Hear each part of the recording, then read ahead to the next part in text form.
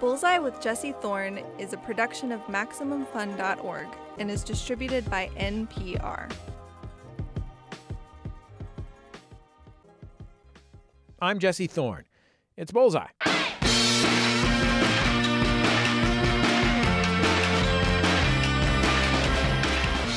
The Tick, if you don't already know, is a superhero. It was created by Ben Edlund, who's my guest.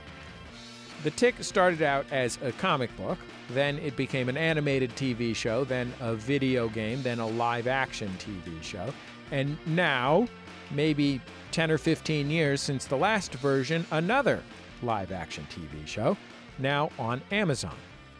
The Tick is, well, he is a tick superhero, a giant man in a blue suit with antennas on his head. He has strength and speed and invincibility, but he is a genuine dope.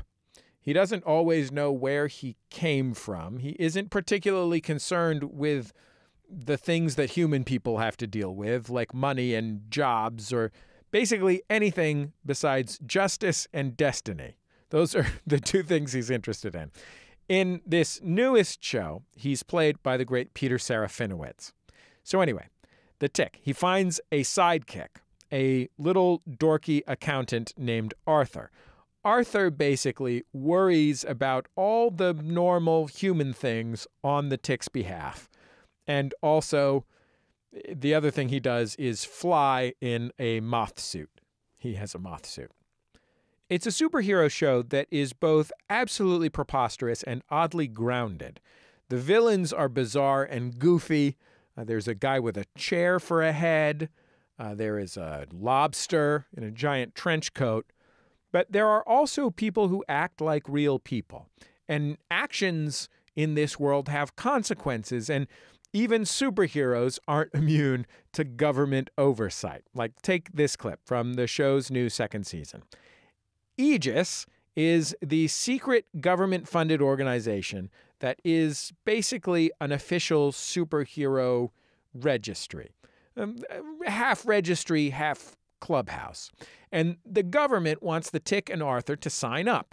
And in this scene, the two of them have just finished watching a presentation video at Aegis HQ about how great Aegis is, and they're starting to mull things over. And then a mysterious Dr. Agent Hobbs introduces himself. Dr. Hobbs, by the way, played by my good friend and podcast co-host, John Hodgman. Okay, let's take a listen. Well, that was a little cool. A little cool? Tick, are you kidding me? We're here at Aegis. I mean, we're really here, not just for a school field trip or something. I mean, man, can you believe they actually want us to register as superheroes? We're already registered, chum, with Destiny. And she's given us a brand new supervillain to fight. And the press has dubbed him Lobstercules. I think, Tick, I think that's pronounced Lobstercules. Lobstercules. I don't get it. I don't either.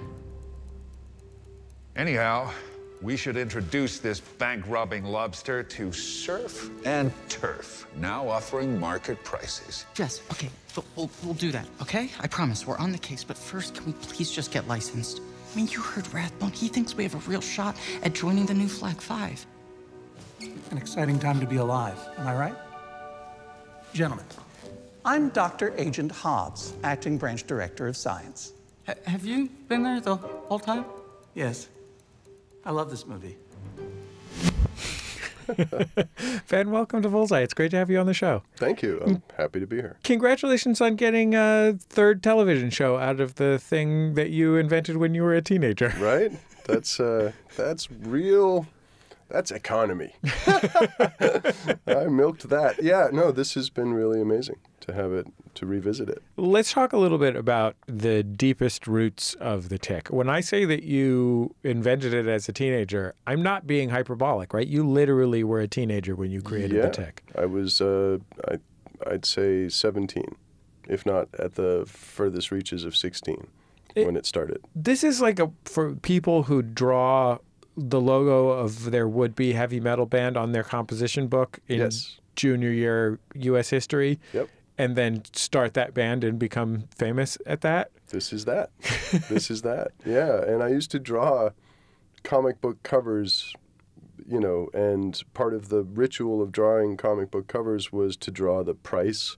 I would make up the price and try to have as clean a circle as possible. I mean, before I got actually involved in doing it, that was a dream, you know, and that was a lot of my drawing time. I did a lot of drawing, but comic, pretend, like you say, like making the logo of your band or, you know, emulation of the forms. Did you intend as a teenager to be the author of serious mass market superhero comics, or was the emergence of the Tick a reflection of what was always going to be your thing, which is something that is a sideways version of that? Initially, I was sort of looking at maybe doing a more serious kind of straightforward superhero expression. I mean, I would say like at 15 and 16. But by the time, you know, I had sort of gotten it, basically after a certain point in time, my own interests, I didn't realize, were pretty tuned to the subversive. We're interested in analysis and dissection, and then also just I had a huge appetite for weirdness and the grotesque. I think that came from, in part, my dad was a fine artist and a surrealist, and had a very interesting way of being. And yeah, the long way of getting around the answer is no, it was always going to be a warped expression. I just didn't realize it early on. What was interesting about your dad's way of being? He was, how to put it? Anecdotally, okay, so the Tick as a thing in life, right? I lived on a cranberry bog, sort of in a rural suburb in called Pembroke in Massachusetts. I had a lot of dogs, well, a couple of dogs, but a rotation of animals, and so ticks were a real thing. We had them, the dogs had them.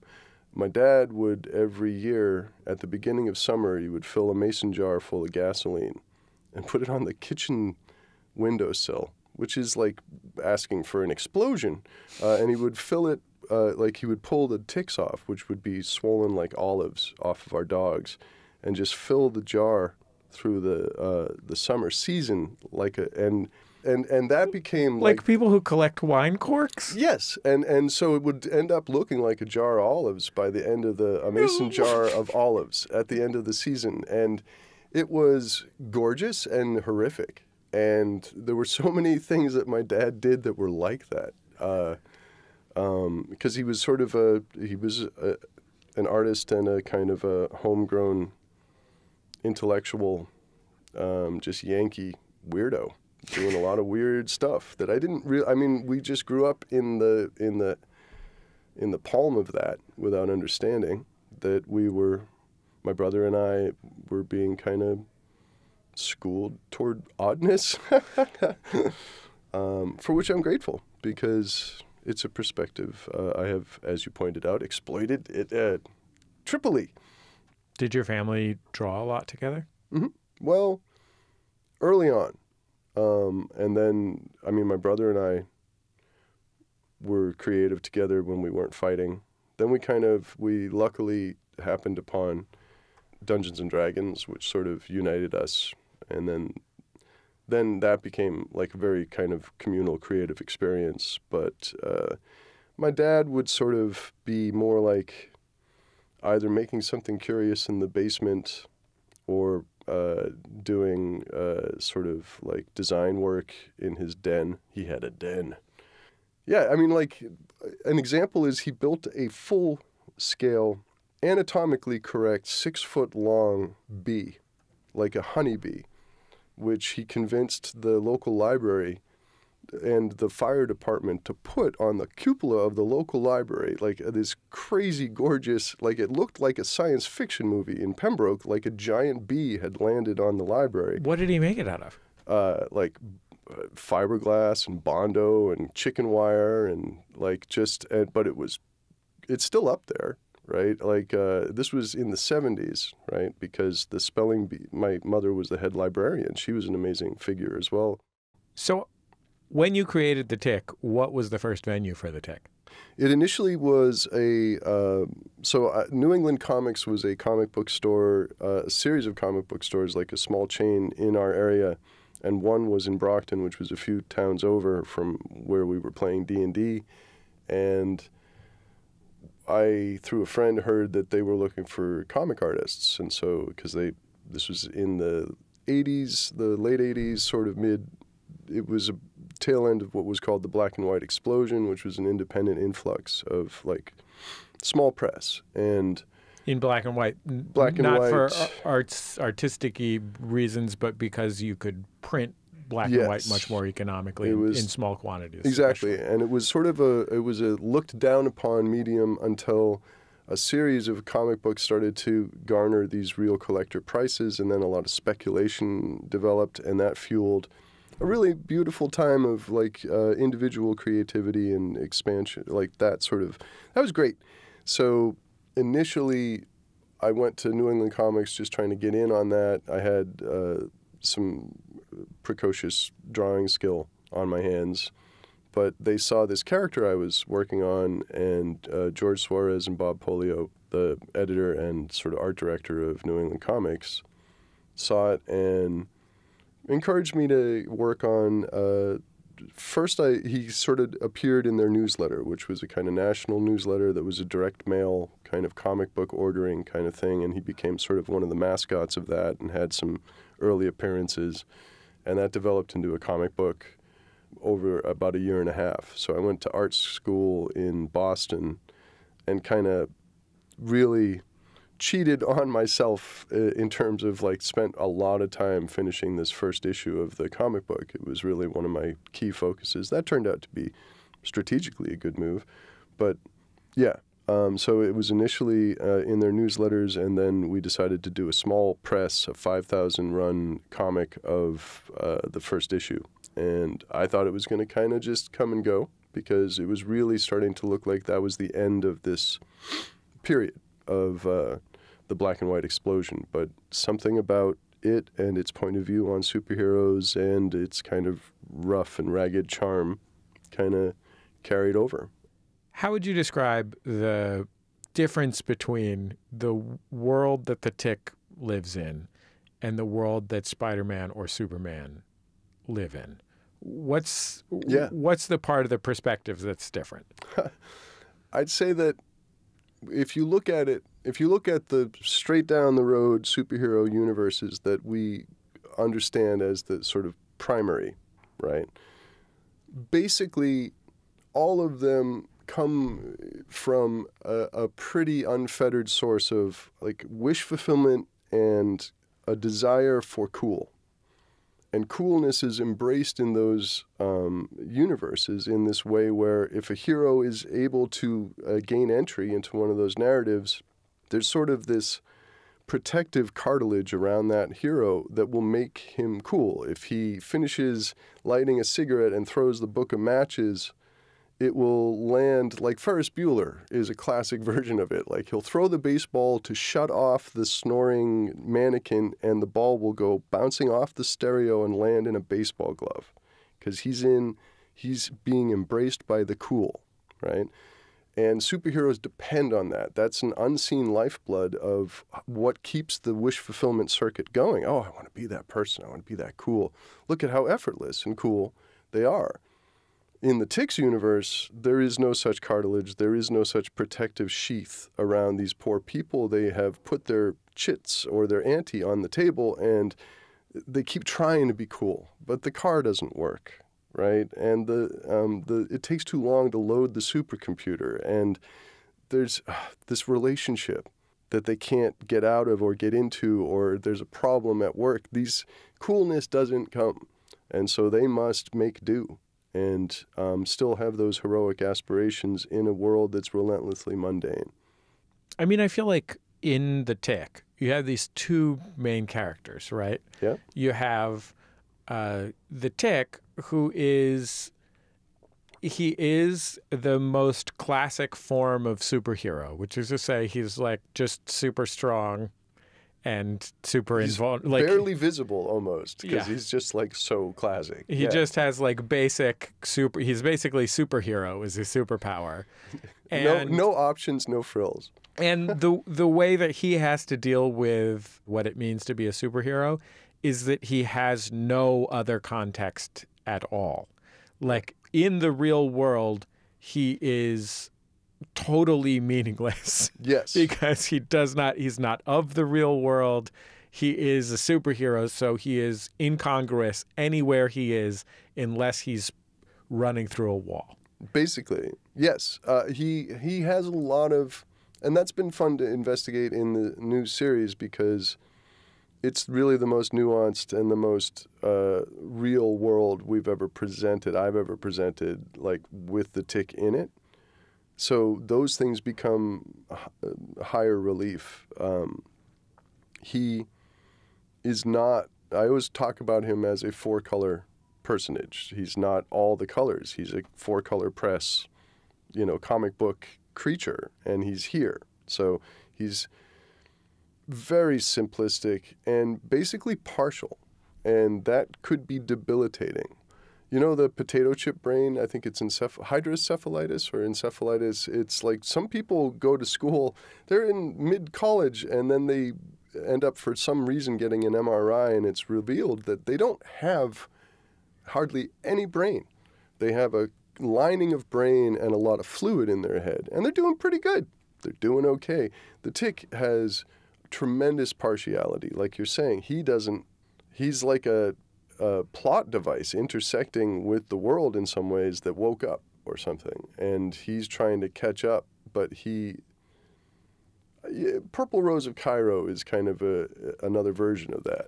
There's this guy that comes out of the screen, and Jeff Daniels is trying to be a person, but he's not, right? And the distance is fascinating. And like, can he complete that distance? The Tick is trying, And the Tick has a sidekick named Arthur. He does. Who dresses in a moth-like fashion. And Arthur is the polar opposite of that, which is to say that he is, there's especially with sidekicks, there is this fantasy fulfillment of what if a boy got to be a superhero, right? Like Robin or whatever. Yeah. And he has that quality, though he is a man. He is a small man. A slight man. Yeah. And what's distinctive about him is that he is completely lost outside of the real world. He is a pathetic excuse for a superhero. He has no distinctive superhero. I mean, he's got a superhero suit that can fly. Yeah. But like he's not. That's sort of incidental. Yeah, there's a scene. There's a scene in season 2 where the Tick turns to him and says that perhaps his greatest superpower is his fear and discomfort or something like that. His vulnerability. Vulnerability may be his greatest strength. And then Arthur's like, well, that doesn't sound good at all. But like that is in some ways like that is the exact other way to highlight how weird it is to be a superhero, right? Like one is highlighting a pure superhero against the background of normal humanity. The other is to highlight normal humanity against the background of the absurdity of what it is to be a superhero. Yeah, and it's sort of like those two lights give us the dimension of object that allow us to play in this. And yeah, Arthur is, I mean, the Tick and Arthur, you can take all those elements and create a whole person, which would be me, probably, just being bald in our sort of estimation of what it is. Like there's bravado, there's maybe hubris and kindness and outward expression, and then there's a tremendous amount of neuroses and,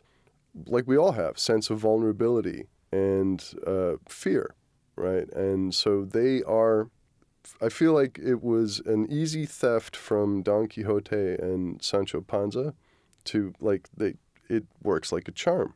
The guy goes running off, he's noble, he tilts at windmills, his precision ain't great, but his heart is pure.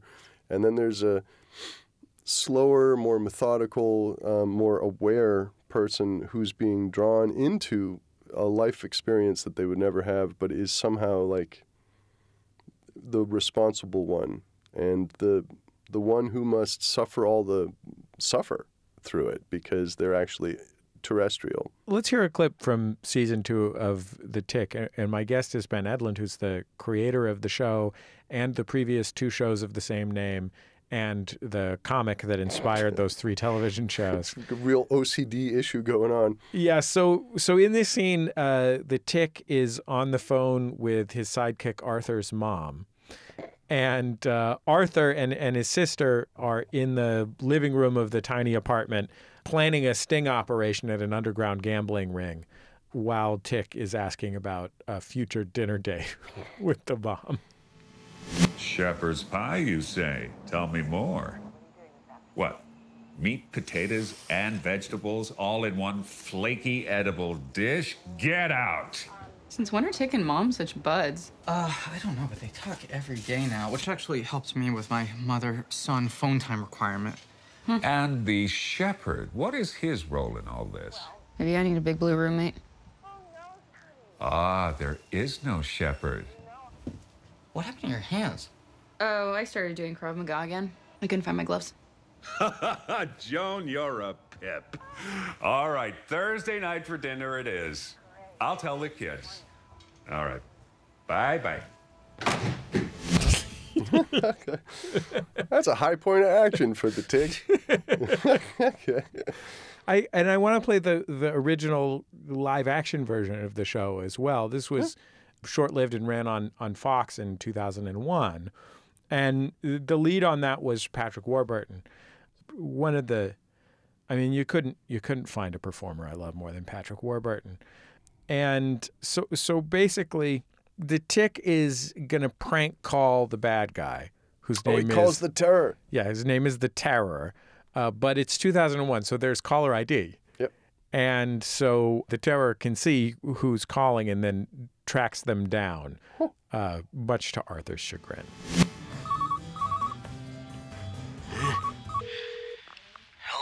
Hello? There you are, hiding deep underground, plucking the strings of your dark web of fear like a spidery harpo. Hello? Terror, you now face the Tick and his fearless sidekick Arthur. We'll put an end to your reign of terror. Your reign of you! I just took my drowsy pills. Ha! Evil never sleeps, mister. Oh, leave me alone. I'm 112 years old. I'm done. Don't be an Adolf Quittler. Can't talk to me like that. Yes, I can, Quittler. I'm the Terror. Blah, blah, blah. The world gasps at the mention of my name. Big deal. You think you can take me on, do you? You got that right, you big weenie. Bah! He's amazing. I mean, what's special about Warburton that is also what's special about Serafinowicz, who's, a man of 1,000 voices, Yes. is this instrument, and is also true of Adam West, is like this instrument is so absurd, but imbued with such sincerity. Yes. Like, if you think of Putty on Seinfeld or Johnny Johnson on News Radio or whatever Patrick Warburton character is your favorite, the narrator of California Adventure, flying over California, whatever that ride is called.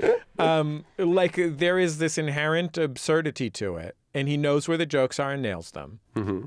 But there is also such a deep, real, sweet sincerity to it. Yes. Yeah. And something weirdly comforting in them. I think the Tick, especially this most recent version, the Amazon version, it happens to also just be an examination of gender, as it turns out. And it started, the first season, the first gender to look at in superhero is male. And from Adam West to Patrick Warburton to Peter Serafinowicz, they all command the booming voice of authority. They could all do movie trailer voices all day if they wanted, right? And that's the sound of institutional authority, culturally speaking, in a world. For whatever reason, it's a male voice. It's commanding. It booms. and it has almost a dad-like authority. But I feel like I really love these different guys we're talking about, including Townsend Coleman, who did the voice of the original on the cartoon. There's like a door in the back of that, and all this, like you're saying, this kind of sweet sincerity and love and a little bit of vulnerability is able to come up through that. And that place is just really interesting to me. That, like, it's a character that could wear many different, like, Dudley Do-Right is basically the same thing, you know? He just doesn't realize it. Even more with Ben Edlund still to come. Don't go anywhere. Ben's been working with The Tick for 30 years, has worked on a bunch of other shows and movies during that time, too. How has his relationship with this character he created 30 years ago changed over the decades? The answer after the break. It's Bullseye from MaximumFun.org and NPR. This message comes from NPR sponsor Squarespace. Squarespace is the all-in-one platform to build an online presence and run your business. Create your company's website using customizable layouts, along with features including e-commerce functionality and mobile editing. And Squarespace offers built-in search engine optimization. Go to squarespace.com/NPR for a free trial. And when you're ready to launch, use the offer code NPR to save 10% off your first purchase of a website or domain. A lot of people are excited that I mentioned on the air yesterday that I'll be on Fresh Air with Terry Gross on NPR. It happened. I finally got to interview Howard Stern. There was so much to talk about, it's a two-parter. You can listen on the Fresh Air podcast. Fairhaven's a city in a bubble. An actual bubble. It keeps the monsters out. Most of them, anyway. I never liked the look of movies on Blu-ray. For my money, Betamax is the superior format. I'm thinking of deleting Facebook and going back to MySpace. As far as beverages go, I'm just kind of over water. Though I guess at any given party you're gonna meet some dudes like that, even if you're not in the middle of a nightmarish wasteland. Bubble, the sci-fi comedy from MaximumFun.org. Just open your podcast app and search for Bubble.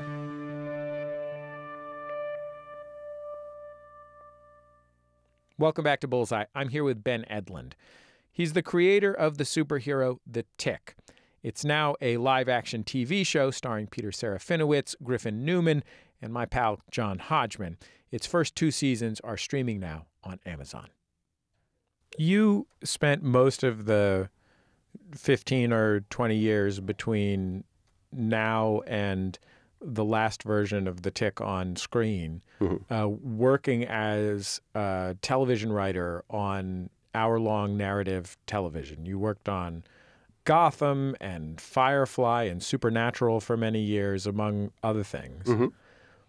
And on those kinds of shows, narrative is like the #1 top thing. All of those are story shows where the story is what people are there for. Like, stuff is happening. Feelings are happening.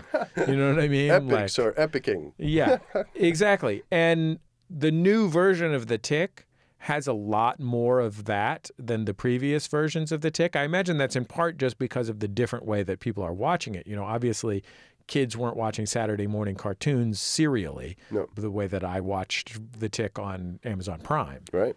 But it really does change a lot about the show, and it makes it less parodic, or if not less parodic, more the thing that is being parodied at the same time as the parody is happening. Like, it doesn't let go of any of the layers at all. Like, it's like, we will deliver actual action, we will deliver actual superhero parody, we will deliver actual feelings, all of these things all at the same time, and you just have to take all of them if you can. Yes, which is a strange approach in some ways. Right? Yeah, it's a weird show, man. It's a weird show. And yeah, I don't know. Like, tonally, it's a weird show.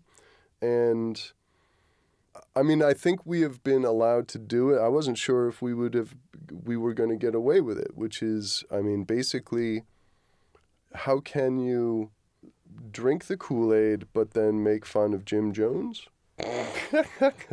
Like, we do both, right? We are doing both. And none of the jokes sell out the narrative or the emotional stakes. No. Like, the jokes are about, there are very weird, silly characters, and there's a big character named Lobstercules, initially pronounced Lobstercules, who's a Herculean lobster. I mean, like, that is as silly as you could possibly be, basically. Yes. But they also, like, at no point does the fact that this character's name is Lobstercules make it or her any less of an important character in the narrative of the show or the show's emotional stakes. In fact, she ends up being having greater emotional stakes than you might expect. Yes. I like imagining someone who doesn't know what's happening about, like, they're just watching The Tick. They've never seen anything before on The Tick, and they're trying to figure out whether the makers of The Tick are demented, like deranged, and don't realize how dumb it is. Because that's sort of what it is. This is a universe telling its story that has no clue that any of this is funny. Lobstercules is a problem. That's a bank-robbing crustacean that can pull. That's a problem. That's not a joke. And then as you go further into Lobstercules, you realize it's worse than you could have imagined. It's even more tragic. And, like, that character for me is, and I hope to continue to chronicle her, like, deeply poignant, and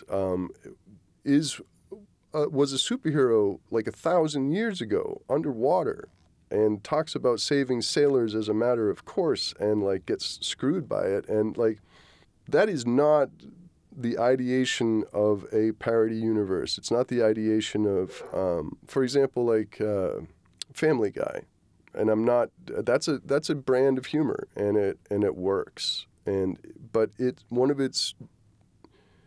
of its facilities is it's able to throw the baby, the bathwater, and everything out once it goes for a certain joke, and then you're left with these characters with tremendously elastic human proportions, because in the previous cutaway, Peter Griffin was bought a person, or like murdered somebody or something. Some horrible thing happened, and it's gone now. Or even, I mean, I've heard you talk about Police Squad with regard to the first live-action version of The Tick. Yeah. And, like, Police Squad, which begat the Naked Gun movies, is, like, one of the funniest things ever. I agree. And it has 10 trillion jokes, and none of those jokes really sell out. The tone of the show is very, very consistent. That's true. Everything that happens proceeds according to the reality is consistent. Right, but there's no emotional stakes at all in Police Squad. It's really just a long series of jokes that fits the format of a police procedural that we're familiar with. Right, and there's affection. Right. Yeah. Yeah. But I agree. Like, in the case of and the previous live action with Patrick Warburton functioned more in that in that area, right? And the 15 intervening years of studying, which is what I did. I studied character, story, and the mechanics of storytelling. So when the engineering and the kind of conception of how to make a show like this work today in an environment that has too much content in it, it just has too much content. That's just our environment. Everyone is anxious about what they haven't seen. They have a lot that they haven't seen. I can't watch The Tick. I got 4 things I'm not watching now. That's the universe we're stepping into. What's required is... Man, I'm out here trying to watch Catastrophe Season 4. See? I mean, there's a lot. And it's good. There's a lot. It's an explosion of stuff. And a lot of it is more intimate, personal, and relevant than we're accustomed to, because we were coming off the teat of broadcast television, which did not tailor itself to individuals. It made individuals tailor themselves to a broad demographic. So we're dazzled. We're overcome. And in that universe, what can be done? Well, the only things that last, catastrophe is a good example. There's something so idiosyncratic and personal about those people that when the flicker stops and the story stops for the moment, a month later you'll be like, how are they? Are they okay? How are they doing? That's what's necessary in order to persist in this environment. I think we've pulled off a pretty good version of that because we have so much absurdism that we have to get through and enjoy before you can kind of look back and go, wait, but I actually care a little bit about Arthur and his sister, about Arthur and his family, about the Tick and Arthur, about the Tick and his own identity. Are they okay? How are they doing? Are they going to be okay? What's going to happen next? That's, I think, part of what makes television series function. Besides the fact that superheroes are your job, do you have a different relationship to superheroes now as a middle-aged man than you did as a kid or an adolescent? Yes. And I think that's partly because I'm in a society that I believe is beginning to have a different, or has evolved in its relationship to superheroes. You know, we're talking about those three phases. There's like the early childhood, there's the adolescence, and then there's the sort of like, oh, is the world really like this? Ah, damn it. I'd characterize that one as maybe the freshman year of college. Yes, there you go. And you're like, oh, God. Adulthood seems strong. But... right. But when you look over the cliff and you realize what the view is, right? And that's a dark betrayal of those two prior stages. Right. Adolescence is so turbulent because you start to get a sense of the cliff is coming. And then you look over the cliff, and then the rest of life is, how do we get down it? Or whatever, you know. So my relationship with superheroes, I had wish fulfillment. I was like everybody else. I wanted to be Batman. I wanted to be Superman. I wanted to fly. I wanted to have power. Those desires were channeled by that entertainment into, I also am told and began to understand, I want to have, in having power, the ability to help others. And that was a good message, and that was great. Adolescence, that's turbulence, that's problems. I want to help others, but I don't know how, or there's an issue. And then I helped others, and I got for it.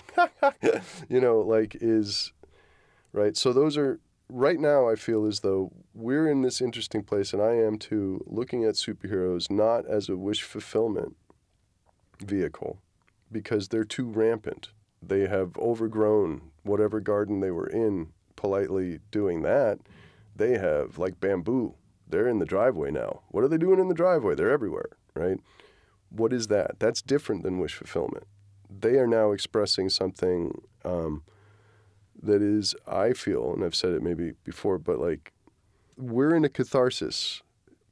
I think that they're doing something like, we know we're godlike now.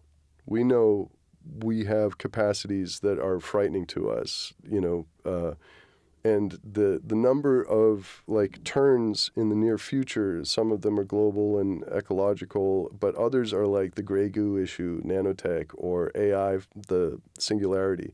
Those things are very disturbing, and they're from us and our power. And I used to think of it in this way, although subsequent analysis of this movie, I don't know if it's the best reference, but the gods must be crazy.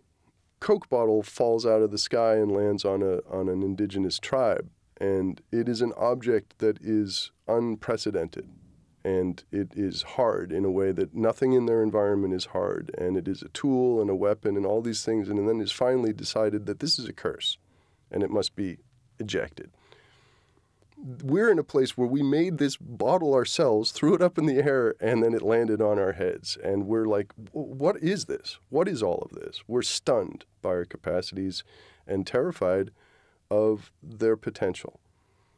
And right next to us is this whole history world of people who, with great power, come great responsibility. And we're in a sort of a catharsis with that. And yeah, like my relationship to them has changed as ours has I just have been documenting those changes in a personal journal called The Tick. That's, it's been interesting. Ben, thank you for joining us on Bullseye. I was really happy to get to meet you. Yeah, I was really happy to meet you too. Thank you.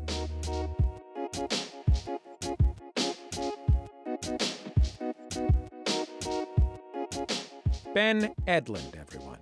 You can watch seasons 1 and 2 of The Tick on Amazon Prime Video. Ben and his team just announced that Amazon will not be making more of the show, and they're looking for a new home for it. You can tweet out your support using the hashtag #SaveTheTick.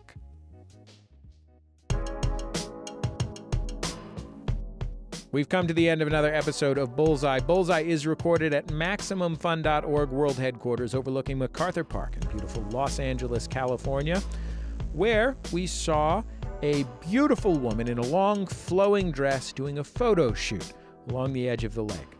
We were struck not just because it was a picturesque scene, but also because the dress was clearly dragging in a ton of goose poop. A lot of goose poop in the park. The show is produced by Speaking Into Microphones. Our producer, Kevin Ferguson. Jesus Ambrosio is our associate producer. We have help from Casey O'Brien. Our production fellow is Jordan Cowling. Our interstitial music is by Dan Wally, DJW. Our thanks to him for sharing it with us. There is a collection, a Pay What You Will collection of music from our show on Bandcamp that Dan put up there, so you can go pay Dan something for that music if you like it, you want to keep it. Our theme song is Huddle Formation. It's by the band The Go Team. Our thanks to them and to their label, Memphis Industries. And before you go, there are so many episodes of this show. So many episodes. I've been doing this show for almost 20 years now, since I was 19. And pretty much all those episodes are at MaximumFun.org. Even the time that me and my friends interviewed Dustin Diamond from Saved by the Bell, and he was really rude. Anyway, you can find all those on our website, MaximumFun.org. You can also find this episode, all the interviews on this episode, and other episodes on our YouTube page. Just search for Bullseye with Jesse Thorn. You can find us on Facebook and Twitter at Bullseye on Twitter and Facebook.com/Bullseye with Jesse Thorn. We hope you will like and follow us there. And I guess that's just about it. Just remember, all great radio hosts have a signature sign-off. Bullseye with Jesse Thorn is a production of MaximumFun.org and is distributed by NPR.